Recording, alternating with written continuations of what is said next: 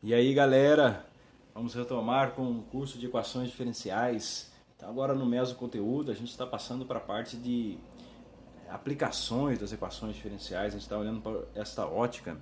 Então, nas últimas aulas a gente terminou por ver umas aplicações de modelos populacionais e, é claro, a gente ficou com a impressão de que falta algumas outras abordagens aí, principalmente no que se refere ao crescimento e decrescimento da população e competição.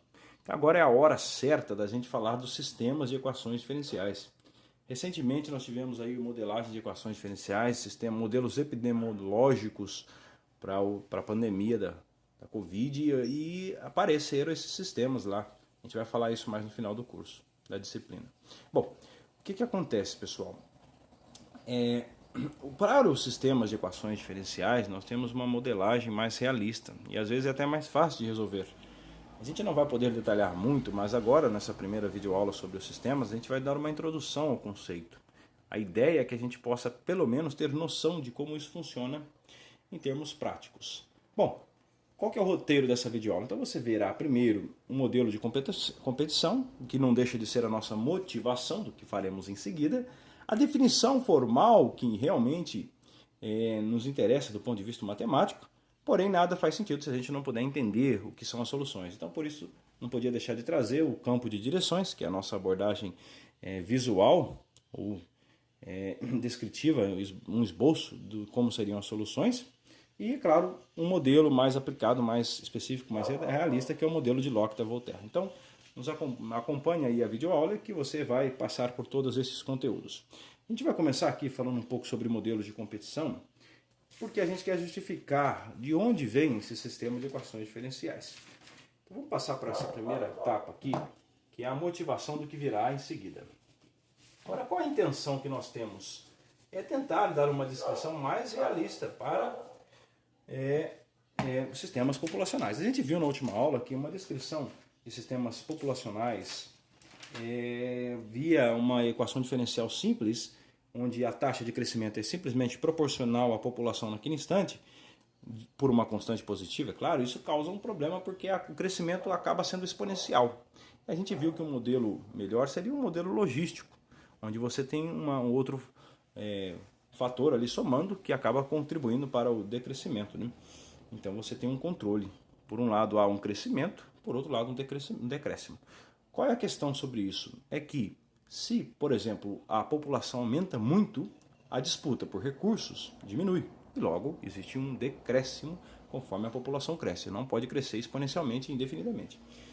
Bom, outra maneira de modelar isso é através de um sistema de equações diferenciais. Então a gente vai incluir termos na soma, que define a taxa de variação, que tem um peso com relação à quantidade de competidores, ou seja, duas espécies em competição, por exemplo, e também com relação a migrações dessas espécies. Essa é a intenção que a gente tem, um melhoramento do modelo logístico ou uma alternativa. Não deixa necessariamente de ser algo melhor, porém é alternativo. Se é mais simples ou não, se é mais complicado ou não, isso a gente vai julgar ao longo da resolução da questão aqui. Bom, muito bem. Então qual que é a intenção nossa? É descrever competições de duas populações. Então digamos que nós tivéssemos uma espécie 1 e uma espécie 2.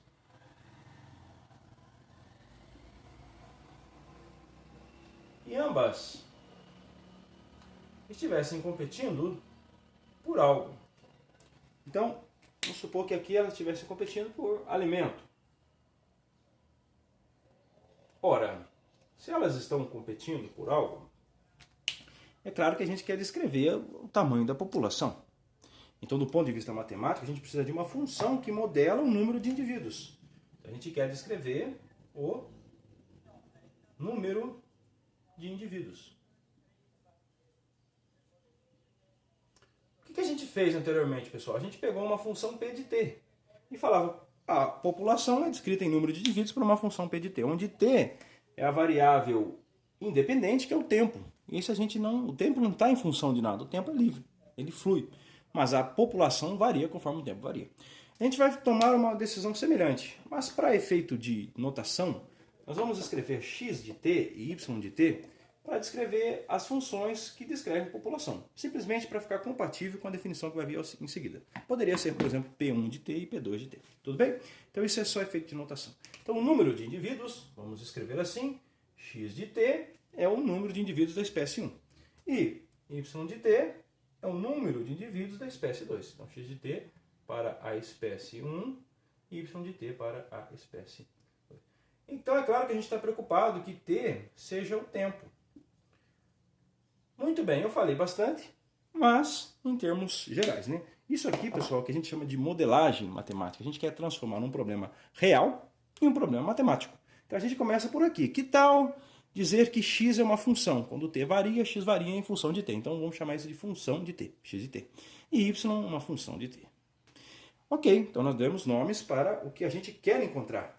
Mas qual é o recurso que nós temos quando a gente fala de derivada? É simplesmente associar a taxa de variação com a própria função. Não é esse o truque? Por quê? Porque às vezes a gente consegue inferir sobre a taxa de variação. A gente consegue criar hipóteses sobre ela e tentar criar uma equação matemática. Vamos tentar criar então uma equação que vai ser o quê? O tema da nossa discussão, as equações diferenciais ordinárias. Então, que tal esse desafio? Vamos tentar criar uma modelagem para esse problema aqui. Bom, o que a gente sabe, pessoal? O que a gente já viu? Bom, se não tem competição, a gente viu um modelo um pouco grosseiro ainda, que dava uma exponencial. Se você não viu, volta na videoaula anterior, você verá lá um modelo sem competição. Então, se não tem competição, a equação diferencial que apareceu era simples, porque era só a taxa de variação de duas populações. Vamos tentar reescrever ela só que para cada população, para a população x e para a população y. Então como é que ficaria? Ficaria assim, já que não tem competição, a taxa de variação, vou escrever por aqui, dx dt,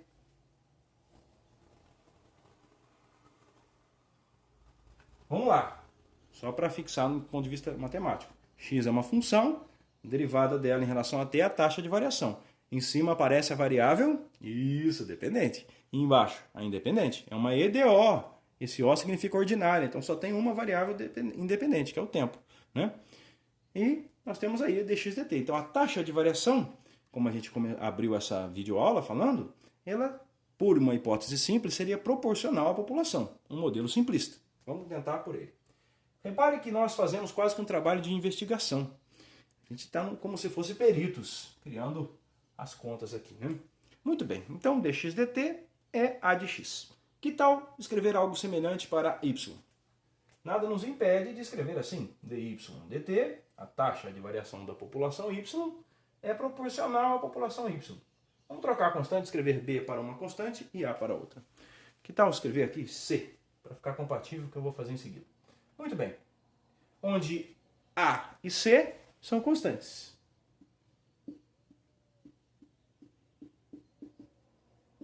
Tudo bem? Podemos propor isso aqui. O que a gente viu, pessoal? Que se a gente montar duas equações assim, a gente está montando algo que poderia ser escrito dessa forma aqui, ó. dx dt igual a de x e dy dt igual a c de y. Olha que interessante, eu já escrevi uma chave. Sabe o que isso está lembrando? Um sistema, não é? Como é que a gente faz, relembrando o ensino médio, roteiro que a gente faz nessa jornada do aprendizado? A gente começa assim, aprende a resolver equações e depois aprende a resolver sistemas de equações. Foi assim que a gente fez no ensino médio, não é? Depois a gente chegou nos sistemas. Se é fácil ou difícil é outra questão, mas foi essa a linha que a gente toma lá no ensino médio. E a gente, é claro, foca nos sistemas lineares, usa matrizes para resolvê-los. É assim que a gente faz no ensino médio. Aqui não é diferente, pessoal. A gente focou nas equações diferenciais. Agora a gente vai focar nos sistemas, pelo menos nessa videoaula.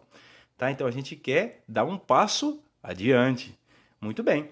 Ora, se a gente quer dar um passo adiante, a primeira pergunta que a gente pode fazer é: será que esse sistema tem solução? Quantos tipos de sistemas podem aparecer? Será que eu posso perguntar se eles são lineares ou não? E será que são homogêneos? Bom, tem muito mais pergunta do que havia antes para sistemas simples. É claro que a gente sabe que um sistema simples de equações já é difícil de se resolver. Nesse caso aqui, a gente fala que é um sistema que tem duas equações, duas variáveis independentes. Quer dizer, duas variáveis dependentes. São elas que são as variáveis que a gente quer encontrar, ou seja, as incógnitas desse sistema. Só que para esse sistema aqui a gente deu sorte. Porque a gente montou um modelo simplista e temos soluções simples. Quer ver só? A gente sabe a solução dessa equação, porque elas não estão vinculadas. A variável relevante aqui, que é o incógnita da equação, que é o y, não aparece nessa e a outra também não aparece nessa. Então é como se elas fossem totalmente desconexas, né? Bom, o que a gente sabe lá do começo do curso? Se você esqueceu, você pode voltar lá e lembrar, tá? Olha só, a gente viu que uma equação desse tipo aqui é muito simples e a solução dela é uma função muito querida nossa, que é a exponencial. Olha que legal, fica assim. A solução dela, da primeira, é x de t igual a uma constante vezes exponencial. Vamos simplificar e só colocar exponencial? Exponencial da constante a vezes o próprio parâmetro ou a variável independente t. Né? Então fica e elevado a t. Muito bem. O mesmo vale para a equação y, ou seja, y de t igual a e elevado à constante c vezes t. Se você troca por números, fica, por exemplo, 1 e 2, fica e elevado a t e e elevado a 2t. Então c e a são constantes. Muito bem. Essa é fácil demais, né? Fácil demais para ser verdade. O problema é que essa equação a gente já conhece, né? Essa aqui, por exemplo, é uma exponencial e a gente sabe que a população não pode crescer exponencialmente quando o tempo aumenta. Em algum momento isso para de crescer. O mesmo acontece para essa aqui. Então esse modelo está longe de ser realista. Se ele funciona por um período de tempo muito curto. Em seguida ele já perde sentido. A gente viu isso no exemplo sobre o modelo de Malthus populacional, né? A gente vê lá que a estimativa fica irreal. Conforme passa 20, 30 anos, a população fica muito fora do que realmente é a população verdadeira. Bom, mas é só para a gente começar a enunciar. Que tal a gente ser mais preciso nisso então? Vamos supor que houvesse competição. O que a gente vai fazer, pessoal? Por enquanto, A e C, a gente pode supor que são constantes positivas. Se você substituir as equações ali, você vai verificar que tanto a função x quanto a função y são soluções desse sistema, que tem duas equações e duas variáveis, ou duas incógnitas, x e y. Vamos melhorar um pouquinho isso aí? Eu vou escrever uma fórmula que vai aparecer geral e depois a gente vai aperfeiçoar ela conforme o estudo dos matemáticos, tá bem? Qual é a fórmula geral? É essa aqui, pessoal. Então, se houvesse competição, a gente quer melhorar, como a gente fez no modelo de, como o modelo de Wohlrist em relação ao modelo de Malthus. A gente melhorou ele subtraindo uma constante positiva proporcional à função. Vamos fazer isso de novo, tá? Análogo ao que a gente fez na aula anterior. Então, havendo competição, o que a gente espera? Espera que, se a população cresce muito, a disputa por recursos aumenta. E isso tem um impacto negativo em relação ao crescimento da população. Então a taxa de variação tende a diminuir. Vamos pensar nisso da seguinte maneira. X e Y estão em competição. Se X aumenta muito, ele faz Y diminuir. Então ele deve ter um peso negativo aqui. E o contrário também. Se a população Y está competindo com a de X, se ela aumenta demais, a outra diminui. Isso poderia ser, por exemplo, um fungo e uma bactéria em uma colônia. Sabe-se que alguns tipos de fungo competem com tipos de bactéria. Bom, nem sempre é uma competição por alimento. Poderia ter dois roedores, coelhos e ratos, competindo por uma plantação de milho, por exemplo. Tá? Então eles competem em relação ao alimento que está ali. Muito bem. Então vamos dar uma olhada no que vai acontecer aqui.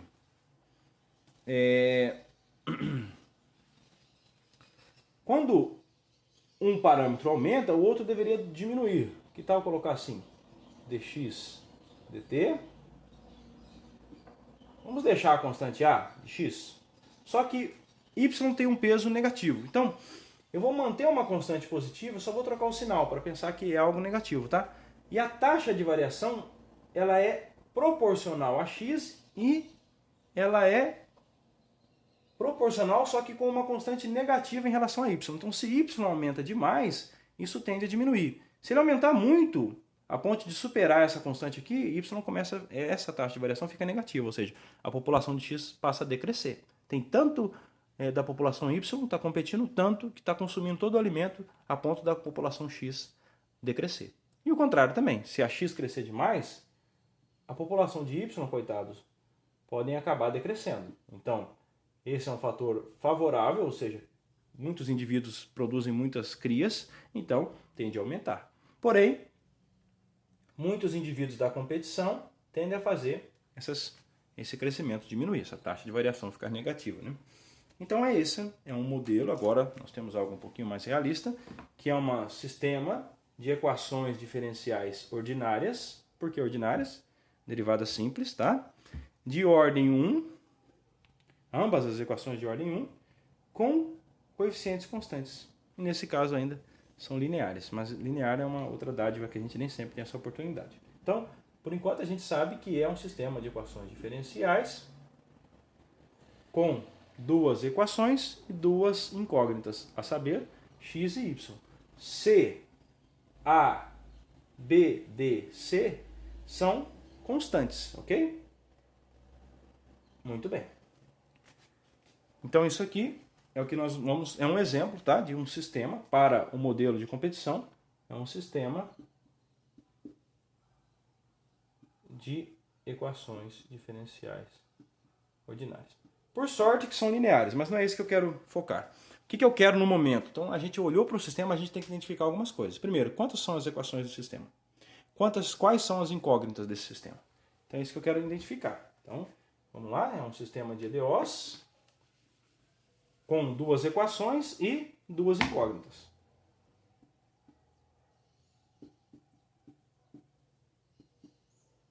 Com duas equações e duas incógnitas.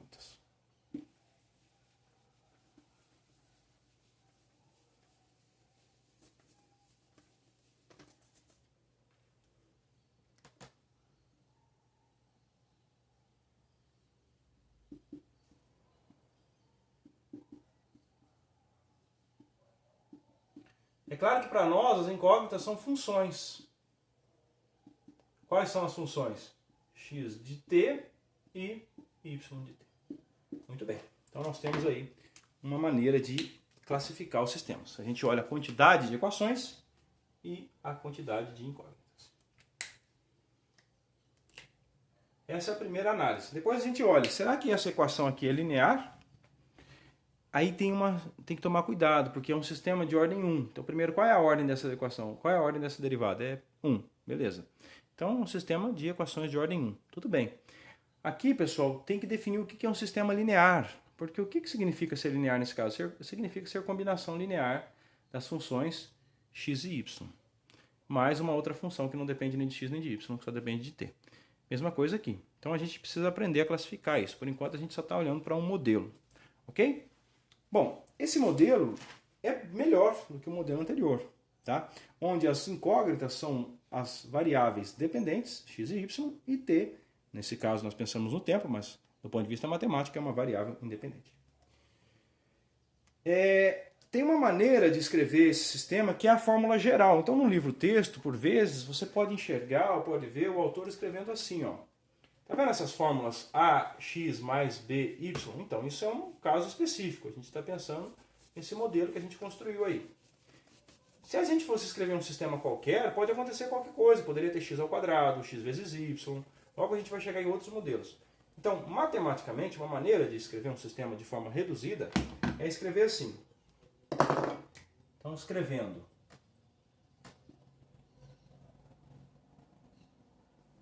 como?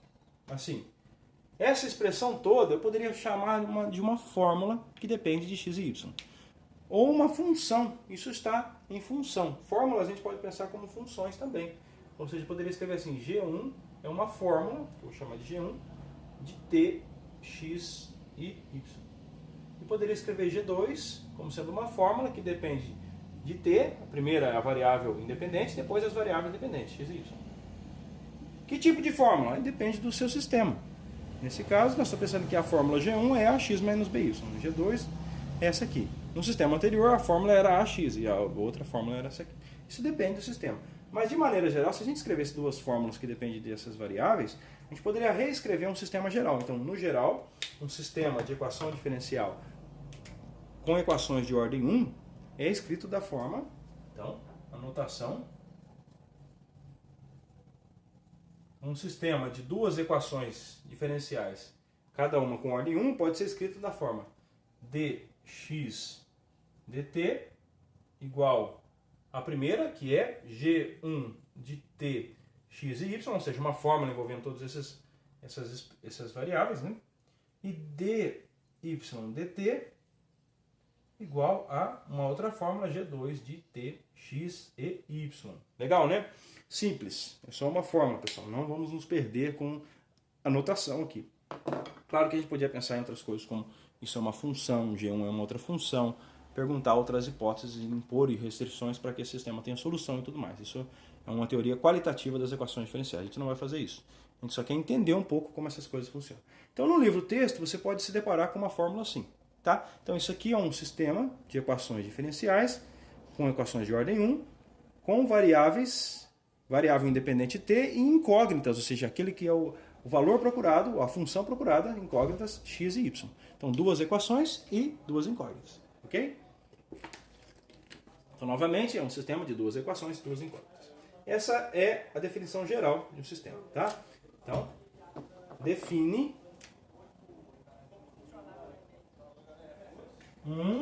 o quê? Um sistema de equações diferenciais.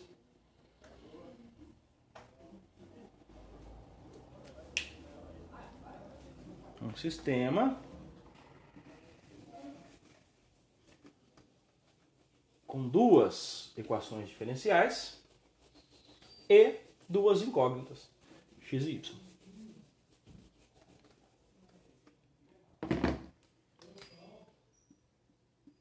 Com duas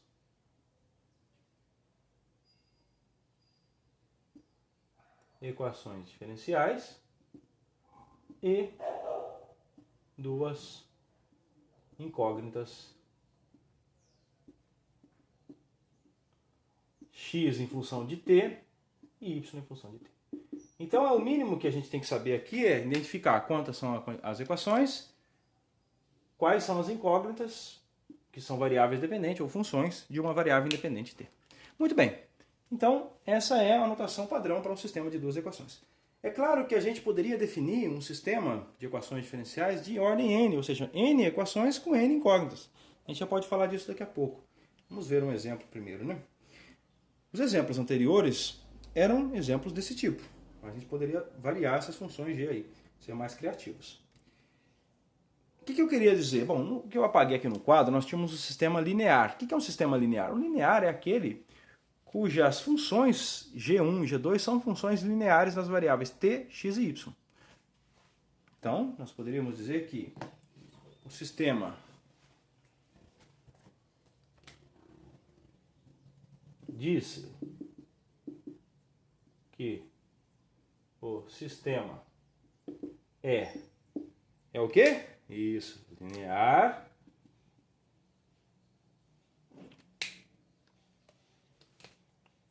Bom, se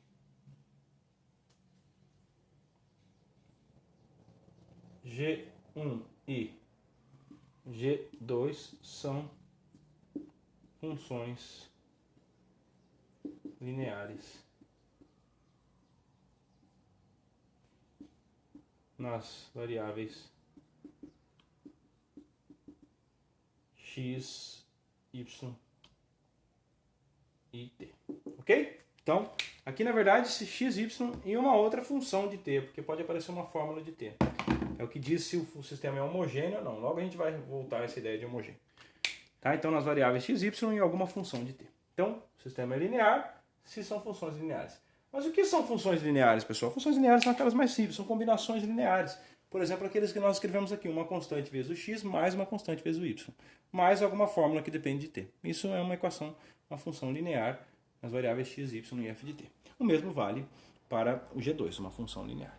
Então, quando isso for linear, como a gente viu agora há pouco, aqueles dois modelos anteriores eram exemplos lineares, te diz que o sistema é linear.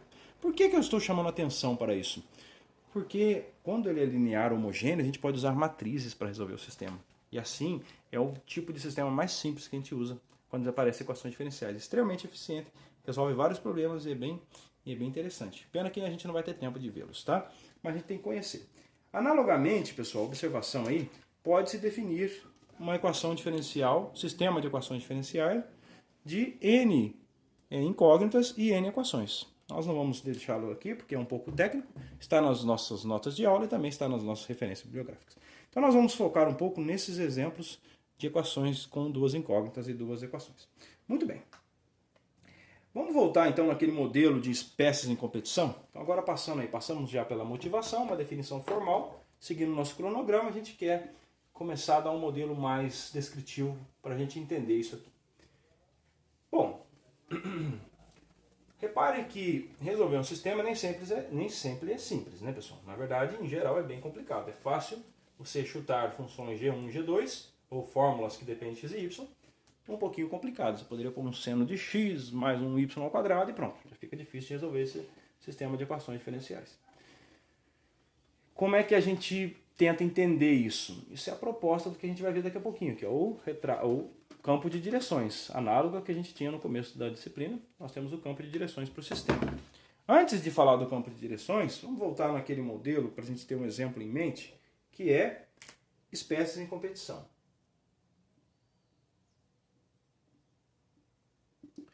Então, o que a gente tem lá para espécies em competição?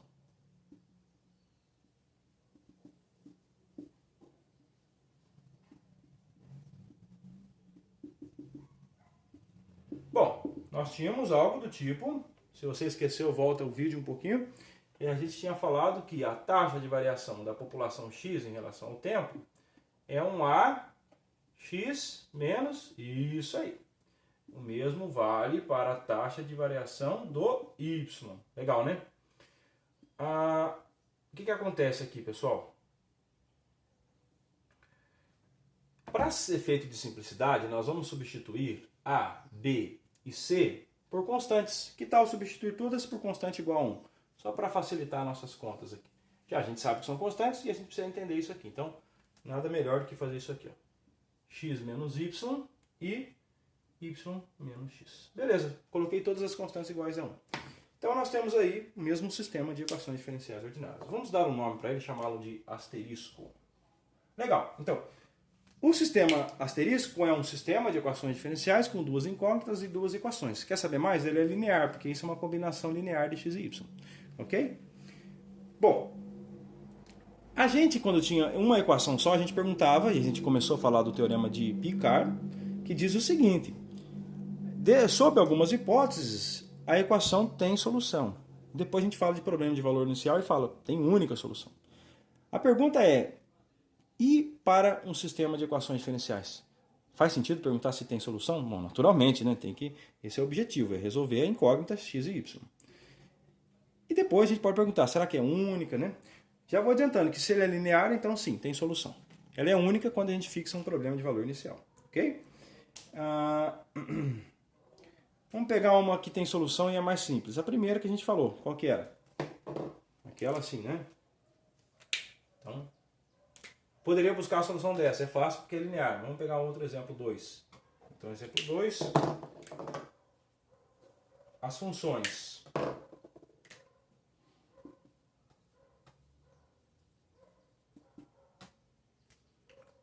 x de t igual a e elevado a t e y de t igual a e a menos t são soluções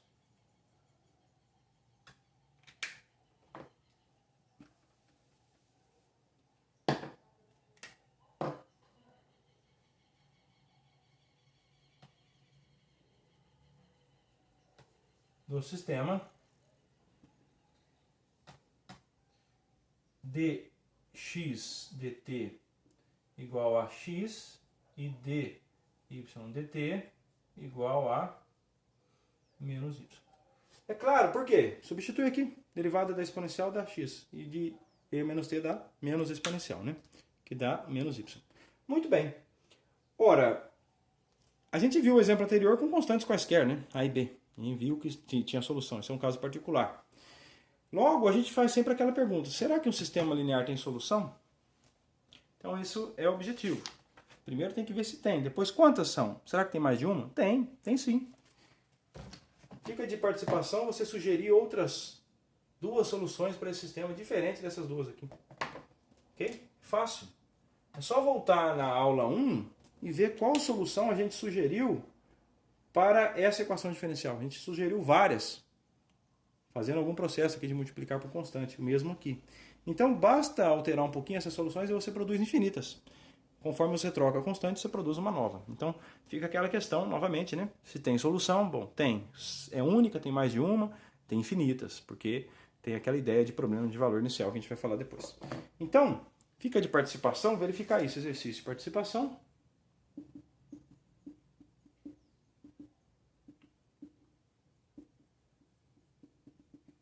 Encontre outras soluções para o sistema anterior.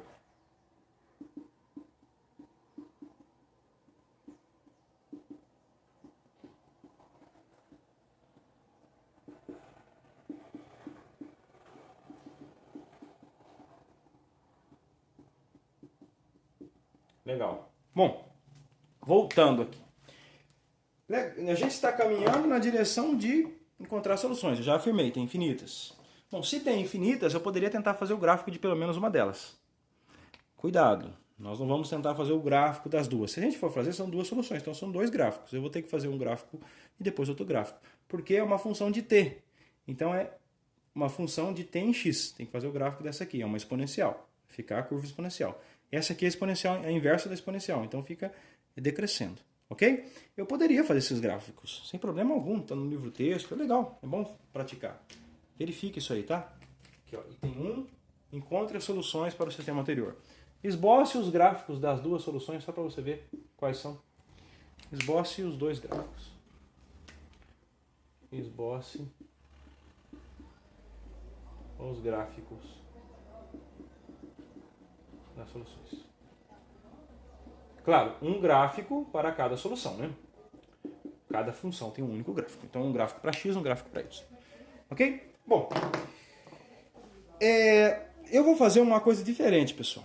Que é a ideia que é o terceiro tópico do nosso roteiro, que é o sistema de equações diferenciais visto via um campo de direções. Então, eu quero falar um pouquinho sobre campo de direções. Para falar do campo de direções, eu vou adiantando que é um mecanismo, uma ferramenta que nós temos para tentar entender quais são as soluções sem encontrá-las. Lembra que eu disse que pode ser um pouco complicado encontrar essas soluções? Pois é, não é brincadeira, pode ser mesmo, tá? Se você põe aqui um x ao quadrado mais seno de y, nem sei se você consegue escrever a solução disso aqui em termos de funções elementares. Existe? Sim, mas e aí? Como é que eu escrevo ela? Pode ser complicado, matematicamente impossível de encontrar uma função elementar que descreva isso aqui. Aí é só usando outros métodos de séries e tudo mais. Mas tem um recurso, porque as engenharias, a biologia, a física, não pode ficar à mercê de se tem solução ou não, e aí, como é que eu faço para resolver esse sistema? Então existem métodos numéricos, tá? Um curso de cálculo numérico aborda isso aí com mais detalhes. Existem outros métodos aí. Curva ou retrato de fases, um esboço computacional. E tem um recurso facinho de fazer, que é o campo de direções, que eu quero introduzir agora. Ok, pessoal? Então, para fazer o campo de direções, a gente tem que ter consciência de uma coisa. T é o tempo. Quando eu vario o t, as funções x e y variam também. Então, agora eu tenho um parâmetro variando e as duas soluções dependem desse parâmetro t, ou dessa variável independente t.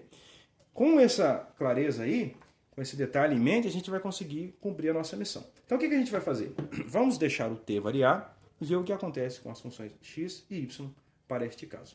Ok? Então vamos voltar ao sistema anterior, certo? Está aqui. E vamos dar uma olhada para as funções. Quais são as funções? E elevado a t e e a menos t. Tudo bem? Vamos fazer uma tabela com isso aí? Vou fazer essa tabela aqui para a gente entender o que está acontecendo. Então, se você fizer o gráfico das suas soluções, em particular, vai ser algo semelhante ao que eu fiz para essas duas aqui. Vamos dar uma olhada como é que fica isso aí. Olha só.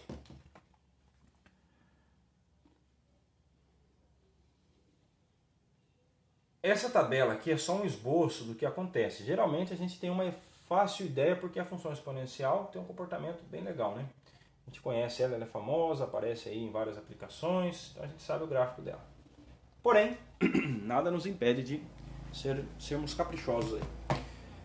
Olha que interessante, pessoal. Quando o t varia, as soluções que eu destaquei eram e elevado a t e e a menos t. Certo? Vamos dar um destaque para elas aqui porque elas merecem. Vamos para cá. Muito bem. E a t e a menos t. Acompanha meu raciocínio. Se t é negativo, essa exponencial fica menor do que 1, dependendo do valor de t aí. Ou seja, ela decresce quando t vai ficando cada vez mais negativo. A outra cresce, e o contrário também. Quando t aumenta e essa diminui. Então, eu vou pegar valores de t, vou pegar valores de e elevado a t e valores para e a menos t. Vamos dar uma olhada aí. O que acontece, pessoal, se eu tomar t igual a menos 2? Bom, é um valor negativo, fica e elevado ao quadrado. E a menos 2 aqui, que é 1 dividido por e ao quadrado. E aqui fica e ao quadrado. Se eu tomo t a menos 1, fica e a menos 1, que é 1 dividido por e elevado a 1, que é o próprio número de Euler, que é aproximadamente 2,78. Se eu tomo 0, fica e elevado a 0, que é 1, e aqui também fica 1. Se eu tomo 1, agora inverte, fica exponencial aqui e a menos 1 aqui. Se eu tomar 2, fica exponencial ao quadrado agora e a menos 2 aqui. Então é um pouquinho simétrico, tá? Conforme eu vario o tempo, essas funções variam. Isso vai acontecer nos dois gráficos que você vai esboçar ali na atividade de participação. Vamos tentar fazer um truque agora que é exatamente o campo de direções. A gente já viu o campo de direções, não é novidade para nós, quando a gente falou de quê? Falou de equações diferenciais. A gente falou lá sobre os campos de direções, esboçamos alguns. Só voltar lá, tem uma videoaula sobre campo de direções. O que a gente vai fazer agora é um campo de direções de um sistema. Então atenção, que algumas coisas vão mudar aqui e vocês vão perceber já. Claro que você poderia fazer o campo de direções dessa equação e dessa aqui, para cada uma das duas que surgiu, ou seja, o campo de direções dessa e dessa, para cada equação. Nada te impede de fazer isso, mas isso não é o objetivo agora. Vou fazer um negócio diferente aqui, quer ver? É o seguinte, nós vamos pegar eixos x e y. Até aí tudo bem. X, aqui.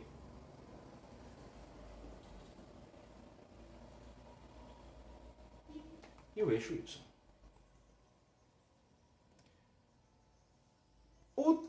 O valor de t ficou excluído no nosso plano cartesiano. Só aparece o x e y. Já começa por aí. Essa é a distinção.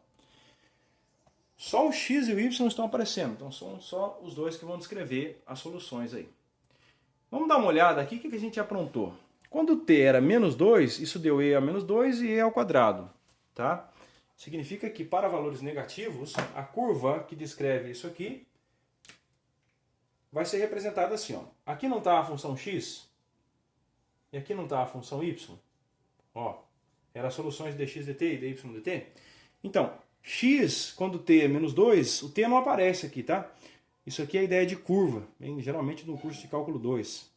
Então, t é menos 2 fica e elevado a menos 2. Eu tenho uma tabela aqui, uma colinha, isso dá aproximadamente 0,13. Então, quando t é menos 2, o x vale isso aqui, que dá aproximadamente 0,13.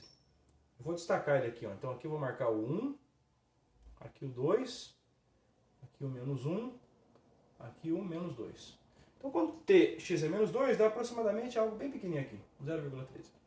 Quando t aumenta, por exemplo, ele vai para menos 1, isso aumenta um pouco, vai para 0,37. Tá aqui, ó.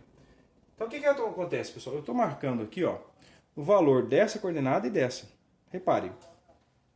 Por exemplo, para t igual a menos 2, eu tenho 0,13, que é um valorzinho aqui, e o e é exponencial ao quadrado. Isso dá aproximadamente 7,4, dá um valor bem grande. Então, quando o t é menos 2, a coordenada x assume esse valor aqui, que é 0,1, 0,13. Está mais ou menos nessa linha aqui. E e ao quadrado, que é 7. Vamos supor que o 7 estivesse mais ou menos por aqui. Então, ela assume um valor grande. Ok? Conforme o tempo aumenta, isso aqui ó, diminui. Ó. Agora vai ficar e elevado a menos 1. Ele aumenta, quer dizer. Quanto é e ao menos 1? Aproximadamente 0,37. Então, x vai para 0,37. Já o y vai para a exponencial, que é 2,78. Ou 2,7. Então, o y está em 2,7. Vamos supor que ele está aqui, 2,7. Fora de escala, né? E o x está em 0,3. Um terço do caminho aqui. Se eu aumentar mais um pouco, pessoal, o que vai acontecer? No ponto, quando t for 0, no tempo 0, o x vale 1 e o y vale 1. Então, quando a variável t é 0, eu tenho 1 e 1. Vamos supor que é aproximadamente aqui. Então, aqui vale 1. Quando t vai aumentando, o que vai acontecer agora? A coordenada x cresce, então vem para cá. E a coordenada y decresce, então eu venho descendo assim. Nunca isso é negativo, então a curva que vai aparecer aqui no campo, no retrato de direções vai ser isso aqui, ó. Ok, pessoal? Se eu tentar procurar soluções, outras soluções, o que vai acontecer? Lembra que eu falei, encontre outras soluções, eu falei que são infinitas? E aí está o ponto. Assim como lá, no começo a gente viu no gráfico t versus x, nós tínhamos infinitas curvas, cada uma é o gráfico de uma função solução, aqui vão aparecer curvas, não vão aparecer mais gráficos. E são infinitos, conforme eu vario a condição inicial. Como a gente não falou de condição inicial, eu só vou dar um chute. Se você trocar aqui, você pode encontrar outra solução. Por exemplo, e a menos x também é solução. E a menos x e elevado a e a menos t e elevado a... Perdão. Uma outra solução seria x igual a menos e a t e y igual a e a menos t. É outra solução. O gráfico a curva associada a essa solução, fazendo a mesma tabela, repetindo o procedimento, vai ser algo simétrico, só que para cá. Ó. Aproximadamente uma outra hipérbole aqui. Outras soluções aparecem aqui, hipérboles aqui também. Então aparece aí infinitas curvas. Para cada solução que você encontra aqui nesse exercício, você tem uma curva associada a ela. Então fica de atividade esboçar a tua curva que você obter aqui com o par de soluções. Depende do que você vai variar aqui nas constantes, vai aparecer outras curvas aí. Tudo bem? Então vamos voltar ao raciocínio. O que vai acontecer? Conforme eu troco a curva, troco a solução. Tudo bem, só que eu não sei fazer isso infinitamente. Não dá tempo, né? Eu não tenho um tempo infinito de vida. Lamentável. Eu acho que ninguém de nós tem, então a gente precisa arrumar um mecanismo mais esperto para entender todas as soluções. Vai que as outras soluções têm, sei lá, dar umas voltas, uma espiral aqui e tal, isso pode acontecer. Eu não tenho muita ideia de como eu faço para entender todas elas. Eu não vou ficar chutando isso a vida toda. Como eu não sei achar todas elas, eu não vou fazer chutes. Então, nessa perspectiva, surge o campo de direções. E é aí que eu quero falar. Reparem no seguinte, pessoal. Isso aqui é uma curva, tá? Cada ponto aqui tem coordenadas x de t e y de t. Por que eu escrevi isso entre parênteses? Porque é um par. A coordenada x está para cá e a coordenada y está para cá. Quando o t varia, eu vario esse par. Então ele vai percorrendo uma curva, que é a curva que eu descrevi.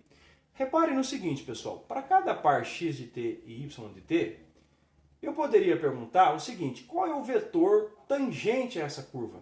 Repare, essa curva é suave, tem derivada. Então tem uma coisa chamada de vetor tangente à curva. Isso a gente vê no curso de cálculo 1. Cálculo 2, perdão. Mas se você não viu, não tem problema. Aqui a gente resolve na hora. Ok? Não tem problema algum. Vamos tentar entender isso aí. Ó, fixa um valor para t. Que tal pegar t igual a 0 para facilitar a nossa vida? Então x é 1 e y é 1. Já sei quem é. É esse aqui, né? X é 1 e y é 1. Tudo bem? Legal. Eu vou ensinar vocês a fazer o campo de direções de uma equação diferencial. E logo vocês vão estar craque nisso aí. Ok? Bom, se t é 0, x é 1 e y é 1. Mas o que acontece se eu colocar x é 1 e y é 1 aqui? Eu vou sei que a derivada em relação a x dá 1 e a derivada em relação a y dá 1. O vetor 1, 1 é o vetor tangente a essa curva, porque a derivada da curva de solução é essa aqui, ó. Se gama de t igual a x, y, nas variáveis t é a curva solução, que é essa curva que eu desenhei em vermelho, onde x varia aqui e y varia aqui conforme t muda, isso é uma maneira de escrever uma curva. A derivada de gama, que eu chamo de d gama dt, isso vem lá do curso de cálculo, pessoal. É dx dt na primeira coordenada e dy dt. Quando você troca para valores, isso dá coordenadas de um vetor, que a gente chama de vetor tangente à curva. Por exemplo, se você põe t igual a 0, fica dx dt no tempo 0 e dy dt no tempo 0. Como eu não sei qual é a curva, eu não consigo dizer qual é esse vetor. Mais ou menos, tá? Vamos devagar. Consigo sim. Porque se eu sei que aqui é 1 e aqui é 1, basta eu substituir esse 1 nessas fórmulas que vão aparecer aqui. Então vai ficar 1 e menos 1. Qual é o vetor de coordenadas 1 e menos 1? Ele faz o seguinte, ele tem uma coordenada na direção de x e menos uma coordenada na direção de y. Ou seja, eu ando uma casinha para cá e menos uma na direção de y. Então eu ando uma seta para cá e menos uma para cá. Como é que escrevo um vetor, professor? Fácil. Você vem aqui, ó, e faz a setinha associada a ele. Essa seta aqui, ó. Sabe o que eu notei? que eu posso pegar isso e colocar aqui e aí desenhar a soma de vetores, tá? Se você não entendeu, não tem problema, não preocupa com isso não. Vamos voltar aqui para isso aqui. A única coisa que eu tenho que saber é o seguinte: se vale 1 e menos 1, então eu sei que para t igual a 1, t igual a 0, eu tenho um vetor, coordenada x, que está aqui. Eu copio ela, ponho aqui. Fica 1 aqui. Coordenada y é menos 1. Copio o que está aqui e ponho aqui. E se fosse t igual a 1, não tem problema. Eu pego o número de Euler, ponho aqui e ponho 1 sobre ele aqui. Ou seja, fica 2,7 nessa coordenada e esse número aqui que dá aproximadamente 0,37. Então fica 2,7, 0,37. O que significa isso? Que eu vou andar uma unidade para cá e, como esse sinal é negativo, eu vou descer uma unidade. Então vai ficar nessa direção. Se for 2, eu ando 2 unidades, 0,7 e desço 0,3. Fica uma outra setinha mais deitada que seria esse vetor aqui. Tudo bem? Então, conforme eu vario o t, eu vario os vetores tangentes a essa curva. Esqueça essa parte de vetor tangente à curva e olha só para o vetor na coordenada x e y lá. Por exemplo, quando t é 1, na coordenada 1, 1, eu tenho uma setinha, eu vou olhar só para a inclinação dela, eu não vou nem fazer o comprimento exato da seta. Eu sei que ela fica inclinada assim, ó, tangente aqui, porque acabei de desenhar ela. Varia agora, pessoal, pega o 2 aqui e o 1 aqui, ou seja, põe 2 aqui e 1 aqui. Fica qual vetor? Aí troca. Eu não vou esquecer o t também, tá? Deixa ele quietinho lá. Fica 2 unidades aqui e 1 aqui, então fica o vetor 2 menos 1, tá? Na coordenada 2, 1 aqui, ó. Essa coordenada aqui, ó. 2, 1. Vamos fazer a seta associada a ele? Qual que é? É 2 unidades na direção de x, anda 1, anda 2 e menos 1 para cá. Fica algo um pouquinho mais deitado que essa anterior aqui, um pouquinho menos inclinado, vou dizer assim, ó. Ok? Falando em termos gerais. Se você pega 2 e 2, fica o vetor 2 e menos 2. Ele fica simétrico de novo, só que com inclinação negativa aqui. Faz de novo, ele vai ficando cada vez mais íngreme aqui. Para cá, também, vai ficando mais íngreme. Então eu pego 1, 2, fica qual vetor? Esse aqui. 1, 3, fica esse. 1, 0. Qual que é 1, 0, pessoal? 1, 0. Então fica 1 e 0, porque y é 0. Então põe 0 aqui, fica 1, 0. Vetor de coordenada 1 em x, 0 em y. O que significa? Anda uma unidade para cá e 0 na y. Vai ficar um vetor comprido assim, mas eu vou fazer só a setinha que representa a direção dele. Ela é deitada aqui, tá? Mesmo aqui. 2, 0. O dobro do vetor, deitado assim. Quando eu vou tomando valores negativos, vai ficando, por exemplo, menos 1, 0. Quer dizer, 1 menos 1. Então fica 1 menos 1. Com o menos aqui, fica no ponto 1 menos 1. A setinha fica com essa inclinação aqui. Fica o vetor, coordenadas 1 e menos 1. Dá 1. Eu estou escrevendo um vetor como se fosse um par de pontos, mas eu sei que são duas setinhas, tá? Então fica o vetor de coordenada 1 e 1. Ele fica inclinado nesse sentido aqui, ó. E aí ele começa a inclinar para cá. O mesmo vai acontecer quando você for variando os valores de x e y. Vai fazendo isso, vai produzindo os vetores, as setinhas aí. Quando você for fazendo isso, você vai salvando a informação, não do módulo do vetor. Lembra que o vetor tem módulo, direção e sentido. Esquece o módulo e esquece o sentido. Guarda somente a direção dele. Então, conforme eu vou alterando, eu vou mudando a direção. É só essa informação que eu quero, a direção dos vetores aqui. E isso vai acontecer para cá também, só que aqui vai aparecer algo semelhante à curva que surgiu anteriormente. Ela fica assim, ó. Esse é simétrico para cá, depois ele vai ficando mais íngreme nessa direção aqui. Ele vai ganhar essa inclinação, depois uma inclinação maior. O mesmo acontece aqui, é um pouquinho menos íngreme, depois fica mais íngreme e depois mais ainda. E o mesmo para cá. Ela fica menos íngreme, depois mais inclinada e depois aqui também. Um pouquinho menos inclinado e depois um pouquinho mais inclinado. É um esboço, pessoal, não é tão preciso quanto deveria. O que eu começo a perceber é que se a gente toma uma solução por aqui, ó, ou seja, que passa no ponto menos 2 e menos 2, por exemplo, ela vai fazer isso aqui, ela vai acompanhar a direção dessas setas. Como essas setas estão subindo, ela vai fazer isso aqui, ó. Ok? Eu poderia, claro, deixar a informação também não só da direção como sentido. E as setas fazem assim, ó. Quando o t aumenta, elas vão para cá. E para cá. Eu não costumo sobrecarregar o desenho, mas o ideal seria fazer isso. Eu percebo que se a solução passar em valores negativos aqui, em x e y, ela vai acompanhar essas setas. Então, a curva tangente a ela é exatamente tem as retas tangentes a essa curva, são as retas que acompanham a direção desse vetor. E para cá também, ó. Ela faz isso aqui. Então as soluções são curvas desse tipo. Olha só que interessante. Eu tenho uma ideia de como as soluções são. Para cá ela faz isso, para cá ela faz isso, para cá ela faz isso e para cá ela faz isso. Perdão, ao contrário. Ela desce aqui e para cá ela desce aqui. Então eu tenho uma ideia de onde as soluções vão só olhando para o que eu chamo de campo de direções da equação diferencial. Eu não resolvi ela.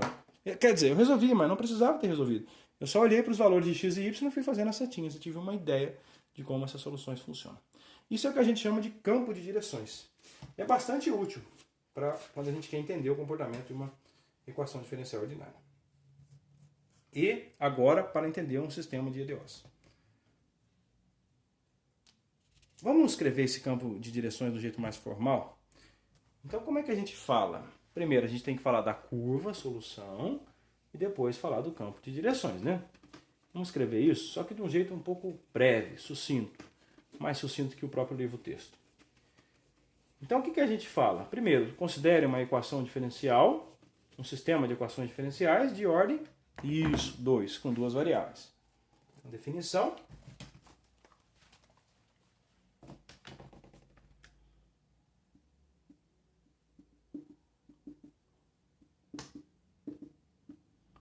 Para um sistema de EDOs,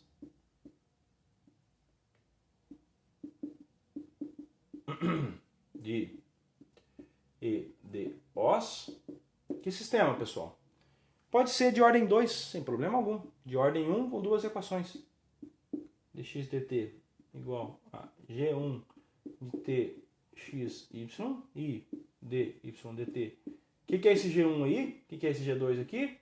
Ah, agora sabemos, né? São fórmulas que envolvem eles, tá? Para um sistema qualquer, diremos... Vamos dar um nome para essa curva? Aqui, ó.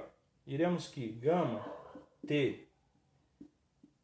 Pega x solução e y solução. Então, uma curva desse tipo, onde x e y são soluções, é chamada de curva solução.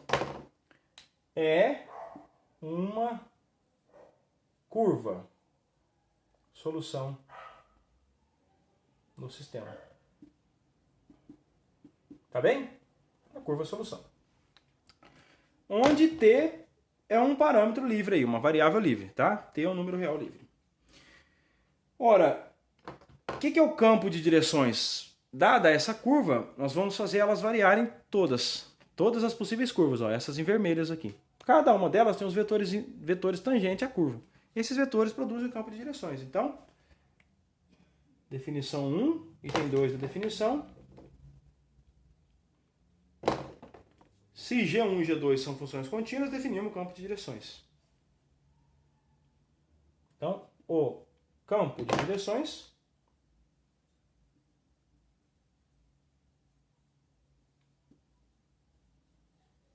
o que é?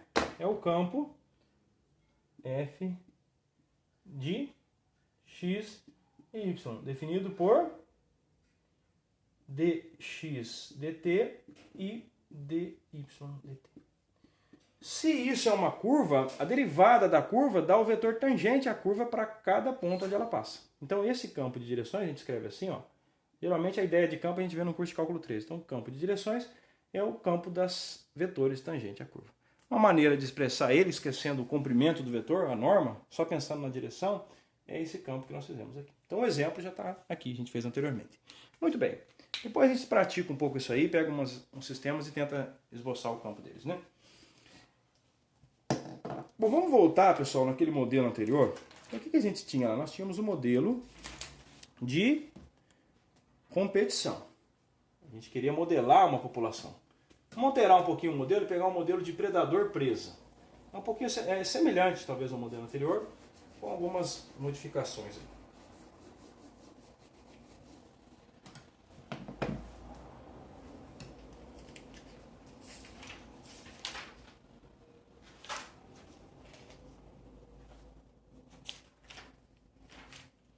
Então, qual que é o modelo que a gente quer? Modelo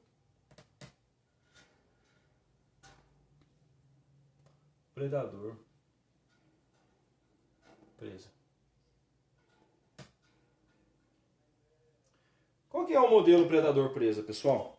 O modelo que a gente viu primeiro no sistema de equações diferenciais era o modelo com competição. Então a gente sabe que se a população que está competindo aumenta muito, a outra diminui. Algo semelhante acontece quando você tem um predador e uma presa. Um exemplo seriam gaviões e pombos, ok? Ou, sei lá, um roedor e um outro...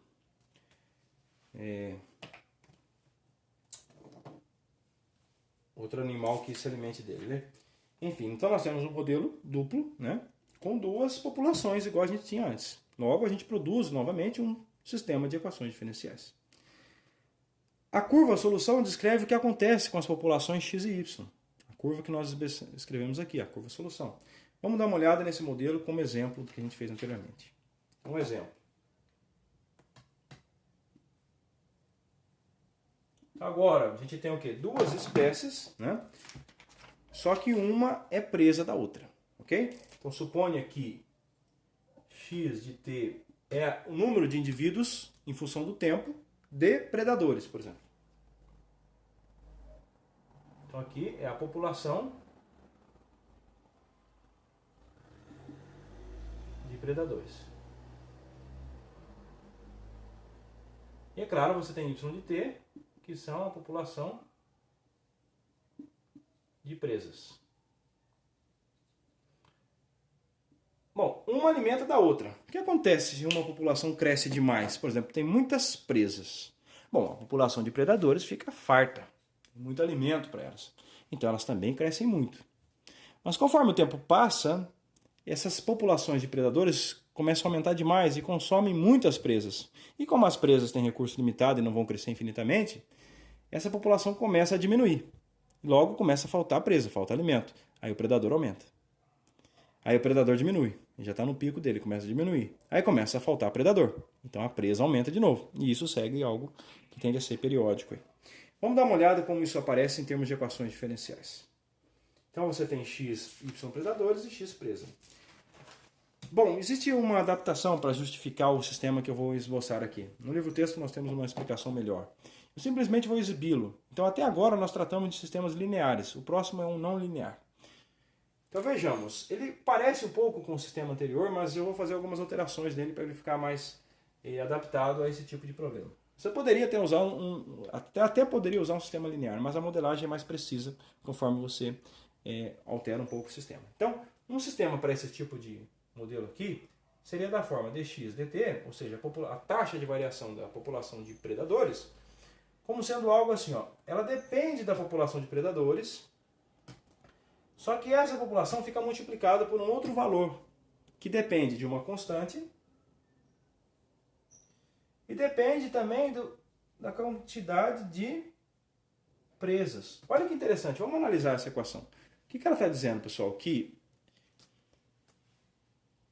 quando o número de presas aumenta, quando a população aumenta, a taxa de variação aumenta. Está entendendo?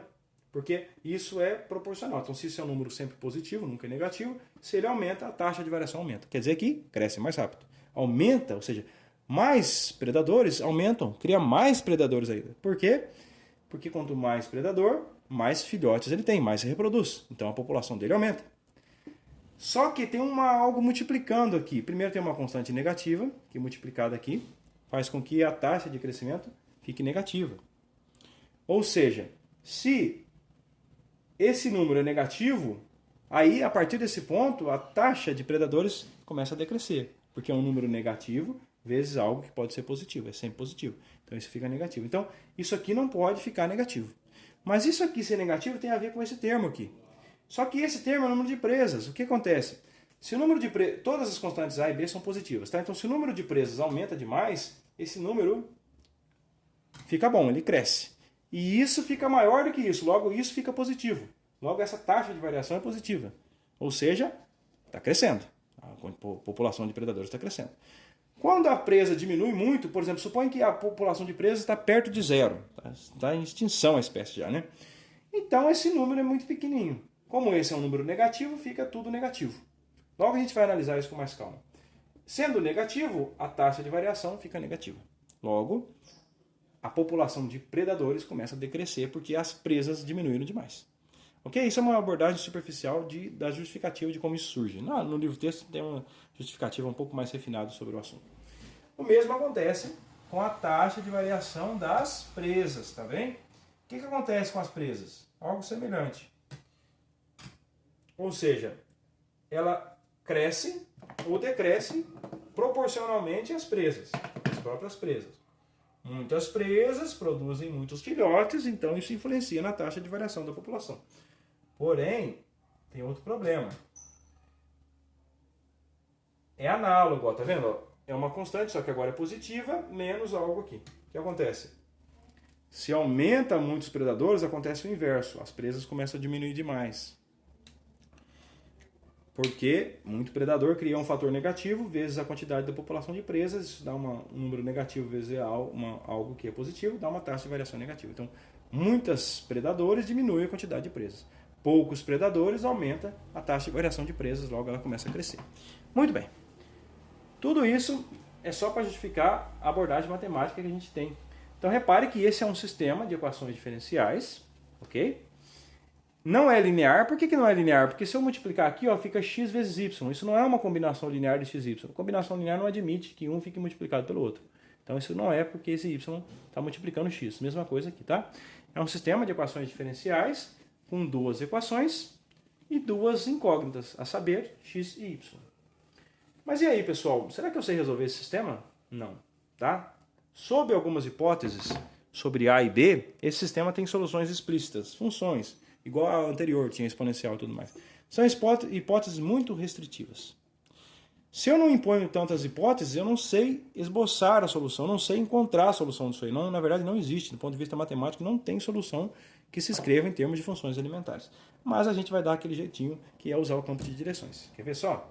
Então, esse aqui é um modelo de predador-presa, onde A, B, C e D são constantes positivas. Ah, professor, mas A, B e C constante positiva não resolve o meu problema. Eu quero estudar uma população, eu sei que tem predador, eu sei que tem presa, está lá na vizinhança. Por exemplo, se você olhar a população de gaviões e pombos em um lugar isolado, você percebe exatamente essa tendência. Quando a presa aumenta, o predador diminui. Quer dizer, quando a presa aumenta, o predador aumenta, mas depois ele estabiliza e assim por diante. Aí você fala, bom, eu sei, mas eu não sei quanto vale A, B, C e D. Então essa parte de encontrar os valores para A, B, C e D que melhor aproxima esse modelo é a parte da modelagem. Então eu tenho uma proposta de modelo. Agora, como encontrar essas constantes, aí é papel do pesquisador. Seja o biólogo, seja um engenheiro, seja um pesquisador que está modelando, usando esse modelo. Ok, pessoal? Infectologia, sistema de infecções, você tem as constantes daquele modelo e assim por diante.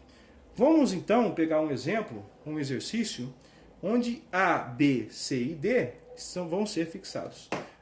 Para dar nome a isso aqui, pessoal, antes, só uma atenção aqui, esse aqui é um modelo que é um aperfeiçoamento do modelo de Volterra que a gente vê para uma única equação. Esse é um sistema chamado de sistema de Lockta-Volterra, devido aos pesquisadores aí que propuseram esse modelo. É um modelo antigo, se não me engano é do século XVIII, ou século XVIII mesmo, chamado de modelo de Lockta-Volterra. Tá? Esse aqui é um modelo, que é um sistema, né? Equações diferenciais.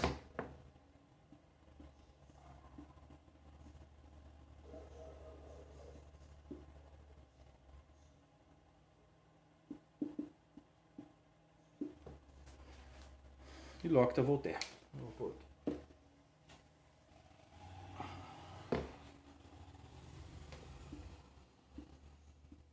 Muito bem. Então nós temos aí o nosso modelo, vamos pôr ele na perspectiva Lotka-Volterra.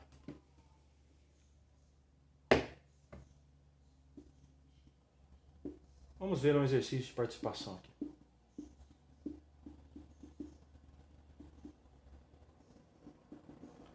O que a gente quer, pessoal? A gente quer tentar entender esse modelo para constantes fixadas. Eu vou escolher algumas constantes que estão no livro texto e que possivelmente pode descrever melhor uma população mais realista, ok? Essas constantes poderiam assumir qualquer valor, só que eu não sei se isso modela bem uma população, mas a gente poderia fazer o campo de direções na perspectiva matemática. Mas vamos escolher algo mais pé no chão. Então tome A como sendo 0,16 e B como sendo 0,08. Ou seja, escreva o modelo de x dt igual a menos 0,16x mais 0,08x vezes y. Bom, eu simplesmente escrevi x vezes a, mas o a é menos 0,16. E o y vezes b, que é 0,08y, eu aproveitei para distribuir o x aqui. Mas é a mesma equação. E o dy dt é igual a... Bom, d é positivo, né? Então fica 4,5. Eu vou escolher esse valor para d. 4,5x mais ou menos 0,9x vezes y. Então nós temos aí um sistema de equações diferenciais de ordem 1 com duas equações e duas variáveis. Não linear, devido a essa multiplicação de x vezes y. Vou escrever melhor, isso aqui dá 0,16x negativo menos 0,16x mais 0,08x vezes y. Okay. Muito bem. Então nós temos aí esse modelo. Bom, o que a gente pode fazer no exercício? Vamos refazer o processo anterior. Que tal começar pensando que isso é uma população de predador e presa? Tá? Então suponha que x e y é a quantidade de predador e presa em milhares de indivíduos. Tá? Então x, y, população em milhares. Num certo ecossistema. O que a gente precisa primeiro? Tentar entender o campo de direções disso aí. Ok, pessoal? Tenta fazer o campo de direções dele. Eu vou adiantar para vocês um pouquinho como fica esse campo de direções. Tá certo? Então repare que agora a gente tem que substituir valores para x e y. E colocando as setinhas desse campo de direções. Acontece algo um pouco diferente nesse campo de direções do que apareceu no outro. O outro era simplista, era duas exponenciais. Aqui, pessoal, quando a gente faz manualmente, a gente acaba não tendo um panorama do que realmente está acontecendo. Então é importante, talvez é útil, usar um computador para tentar fazer isso aí. Então você entra no site online, tem vários, você escreve direction, ou você pode escrever campo em inglês, é field,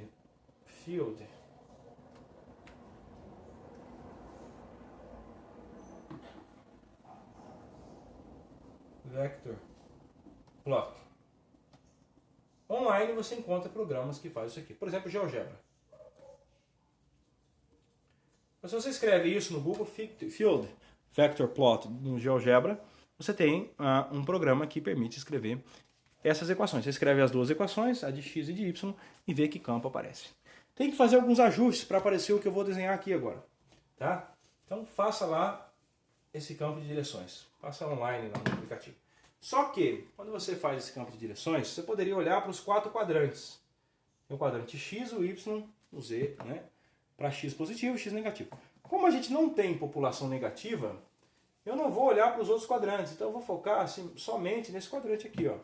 Quando você faz o campo lá, você tem que escolher qual quadrante você quer olhar. Escolher os valores de x e y, que colocam as informações para x positivo e y positivo. X positivo e y positivo. Então as informações para y negativo eu não estou interessado, nem para x negativo. Aí o que você vai fazer, pessoal? Você vai chegar aqui e vai falar, bom, eu tenho que entender isso aqui. Lembra como a gente faz o campo de direções? A gente faz assim, ó. Fixe valores para x. Vamos escolher 1, 2, 3, 4. Eu vou melhorar um pouquinho que eu preciso de uma informação relevante aqui. Vou pegar aqui, ó. Vou pegar aqui 2, aqui eu vou pegar o 5, o 7, ok? E aqui, pessoal, eu vou ter que dar um zoom na região que é do meu interesse.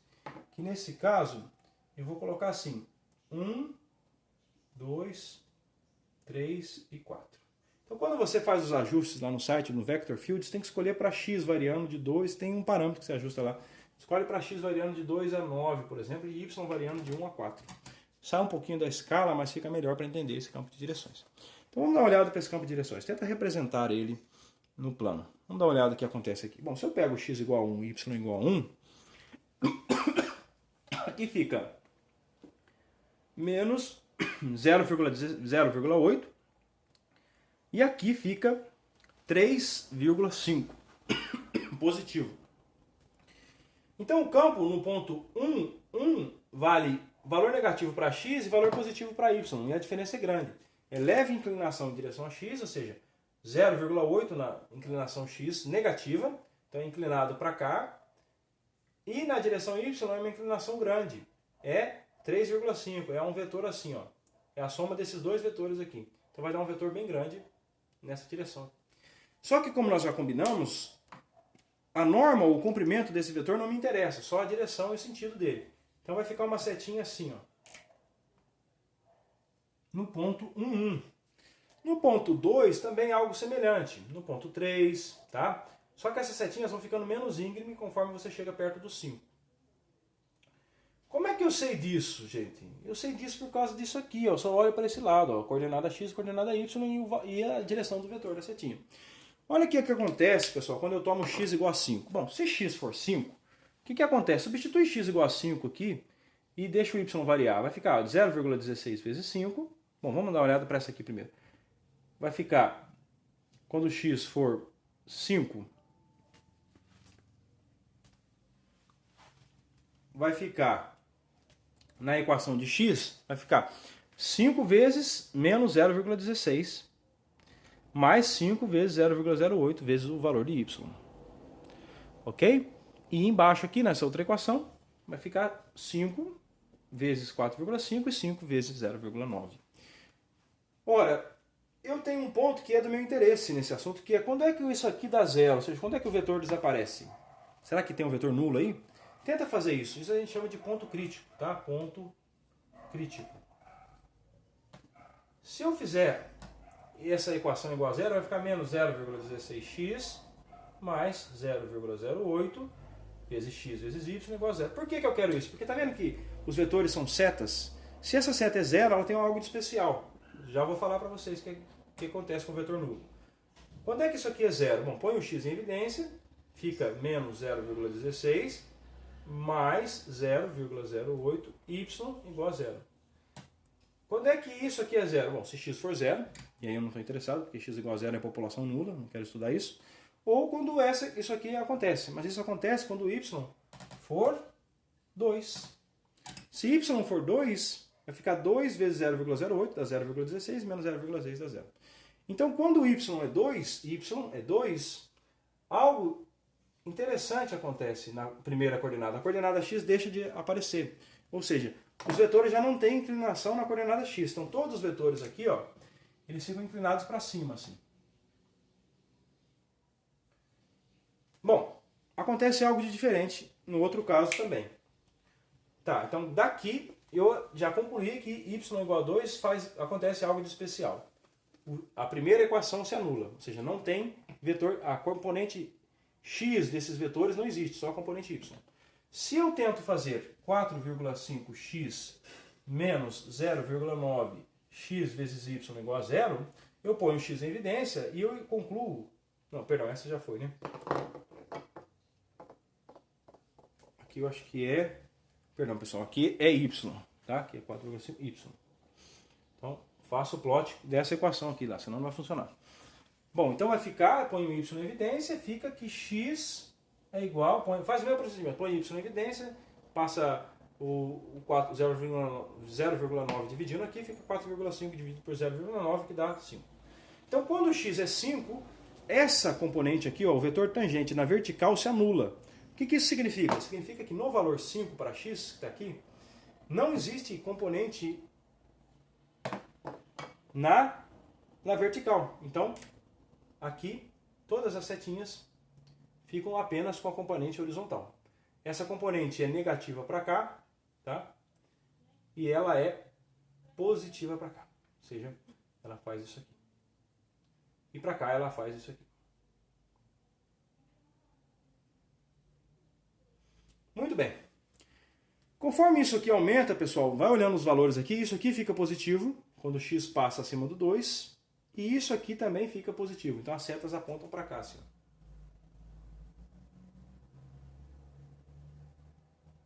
Ops. Exatamente. Elas perdem inclinação. E para cá também.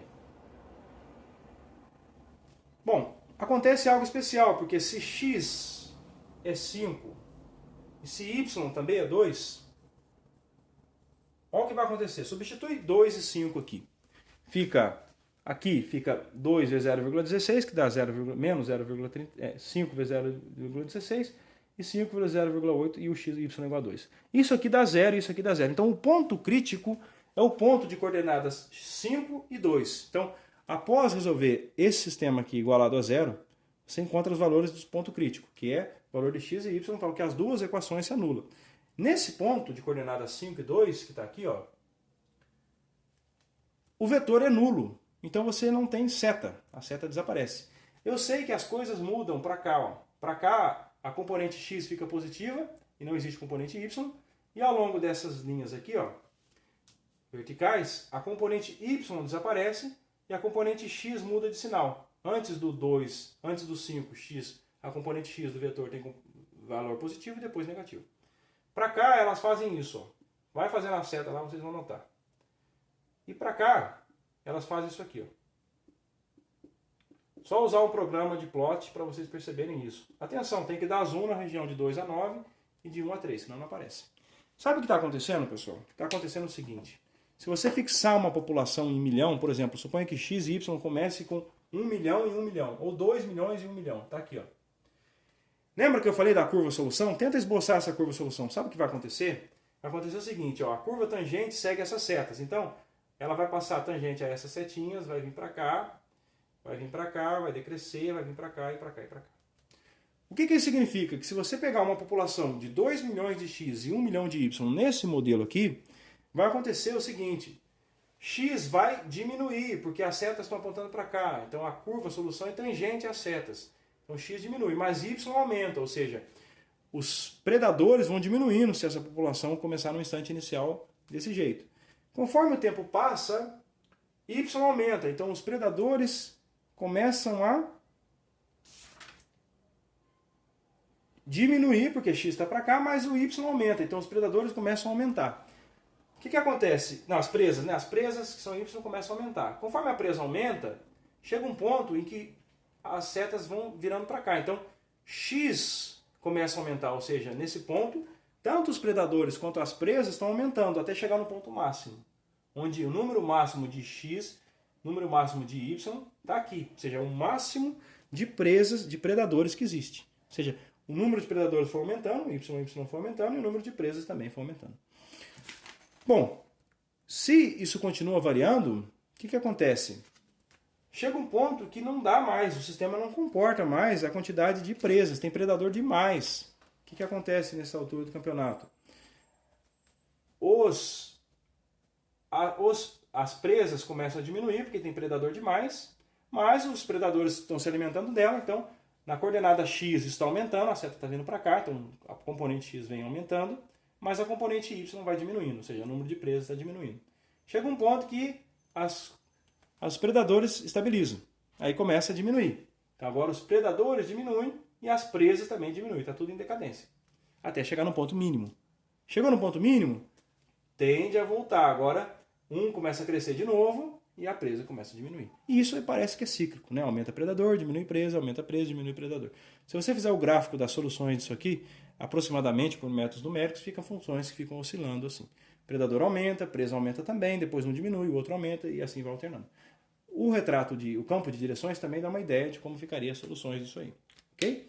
Bom, pessoal, então essa é uma maneira de enxergar isso aí. Então fica de exercício usar um programa gráfico, pode ser o GeoGebra Online para Vector Field, para ver isso aqui, dando zoom na região adequada ao redor do ponto 5,2, que é onde tem o ponto crítico.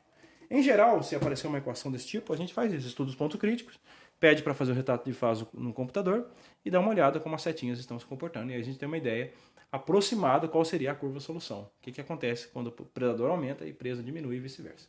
Tudo bem, pessoal? Então, o exercício de participação é use o GeoGebra online para entender esse tipo de modelo, tá? Então, esboce o campo de direções num programa.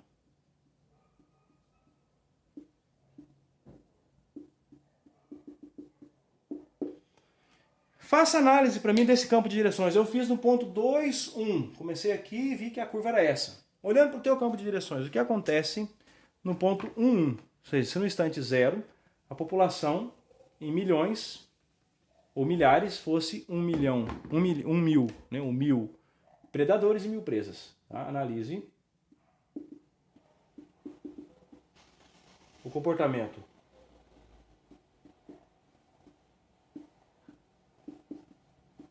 das soluções, supondo que x de 0 igual a 1, ou seja, 1.000, e y de 0 igual a 1. Então analise, diga para mim o que você espera que vai acontecer, quando é que a população vai diminuir, até quando vai diminuir, o que vai acontecer em seguida, vai crescer, vai aumentar, o que vai acontecer com essas populações aí, tanto de predador quanto de presa. Supondo que x seja os predadores e y seja as presas.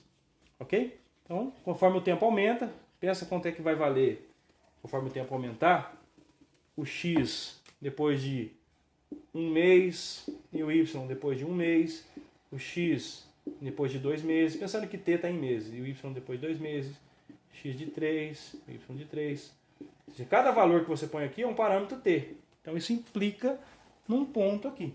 Aqui você tem as coordenadas x de t e y de t. Então vai alterando elas aqui. Ok, pessoal? Então isso é a ideia de campo de direções. Isso aqui é a curva solução da EDO. Nós não vamos aprender a encontrar as soluções dos lineares, mas eu já dei uma ideia como funciona. Então a gente vai retomar a próxima aula voltando para as EDOs. Então, a gente viu um desvio aí para aprender um pouquinho sobre o sistema de equações diferenciais. Então, para encerrar essa observação, vocês podem ver um sistema que o pessoal estava usando para modelar o espalhamento dos infectados na Covid, né? Bom, é um modelo que usa um sistema de equações diferenciais, chamado sistema ou modelo SIR. O que é SIR? É famoso, só pesquisar no Google. Suscetível, infectado e recuperado. Então são 3 populações, então são 3 equações diferenciais. É um sistema, como eu falei, a gente podia generalizar aquilo de 3 variáveis dependentes, os 3 incógnitas, ok? Um para suscetível, infectado e recuperado. É um modelo que descreve dentro das suas limitações, a taxa de espalhamento de uma certa infecção. No caso, isso aqui foi usado pelos epidemiologistas para tentar modelar, né, o problema de espalhamento da última pandemia, mas isso já é muito conhecido. Depois tem modelos aperfeiçoados aí, que é o SEIR. É um pouco mais complicado, com soluções semelhantes. E aí, pessoal, conforme vocês forem aplicando isso na carreira profissional, vai aparecendo esse tipo de modelagem. Então, a gente encerra por aqui e retoma na próxima aula, voltando a falar das equações diferenciais de ordem superior.